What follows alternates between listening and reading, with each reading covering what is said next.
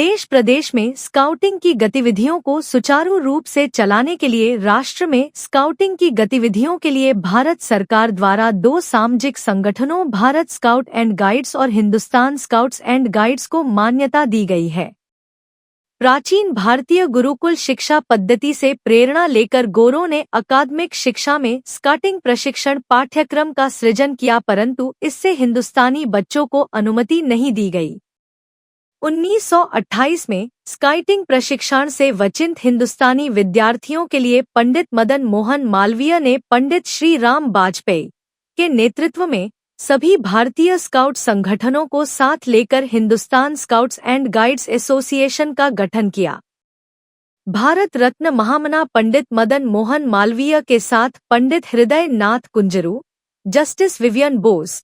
GS Arundale, Mohan Singh Mehta, Sushri Annie Besant और भारत के कई अन्य प्रमुख व्यक्तियों इसके संस्थापक सदस्य बने।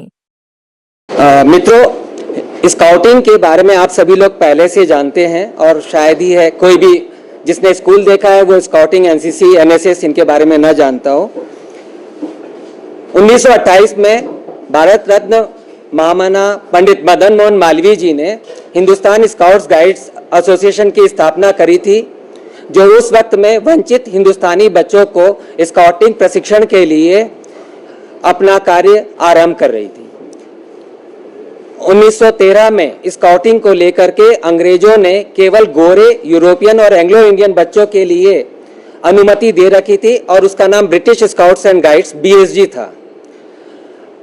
आज़ादी के बाद 1998 में जब अटल बिहारी वाजपेयी जी प्रधानमंत्री बने तो हिंदुस्तान स्काउट्स गाइड्स का 1998 में पंजीयन हुआ। श्री साहेब सिंह वर्मा जी उस वक्त मुख्यमंत्री दिल्ली थे, उनके सहयोग से पहली पंजीकृत सोसाइटी में वो अध्यक्ष बने, पंजीकृत सोसाइटी के पहली कार्यकारिणी के वो अध्यक्ष बने और उसके बाद से लगातार हिंदुस्तान स्काउट्स गाइड्स पूरे देश में जो पहले से काम कर रहा था, सरकारी अनुदान लेते हुए हर राज्य में, हर जिले में अपना इन स्कूलों में प्रशिक्षकों के द्वारा स्काउटिंग का प्रशिक्षण दे रहा है। 2017 में भारत सरकार के खेल मंत्रालय के एक विशेष आदेश में हमारे जैसे सभी मान्यता प्राप्त संगठनों पर 70 वर्ष से वरीय सदस्यों के लिए पदभार ग्रहण पद पर रहना रोक दिया गया था और उसलिए उसी आदेश के आलोक में तुरंत प्रभाव से 70 वर्ष से अधिक सेवा निवृत्त करने का आदेश जारी हुआ। हमारी संगठन के अंदर में ज़्यादातर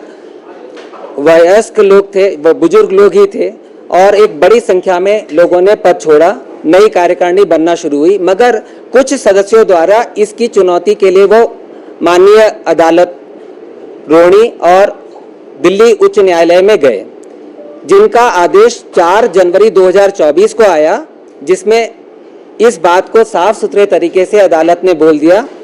कि यह संभव नहीं है। सरकारी मान्यता प्राप्त करने वाले सभी संगठनों को सरकार के बनाए हुए नियमों का अनुपालन करना आवश्यक है। इस आधार पर खेल मंत्रालय द्वारा 10 मार्च